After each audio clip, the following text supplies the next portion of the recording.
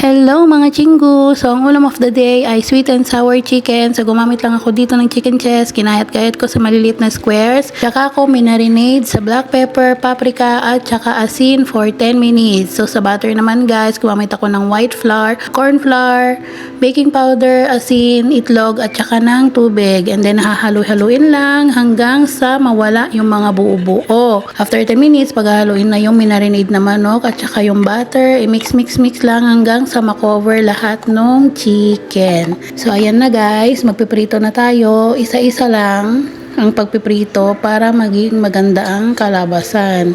So halo-halo lang natin hanggang sa maging golden brown. Then after nya, nahanguin na natin. Then tsaka natin isusunod na iprito pa yung natitirang chicken mixture. So, ayan na siya guys. Para naman sa sauce, gumamit lang ako dito ng sweet soya sauce, tomato ketchup, white vinegar, brown sugar, at saka ng water. And then, mimix lang natin hanggang sa kumulo. So, syempre, pagkakulo, i-add na natin ang mga gulay, which is yung carrots, green, red, yellow bell pepper, at saka onions. Then, mimix lang natin hanggang sa konting kumulo, tsaka natin i-add ang fried chicken. Mimix lang, and then pakuluin ng konti, and then, tada! Finish na, guys. So, eto na yung finished product. Ginarnishan lang natin ng sesame seeds. So, ayun. Thank you, guys, for watching. God bless!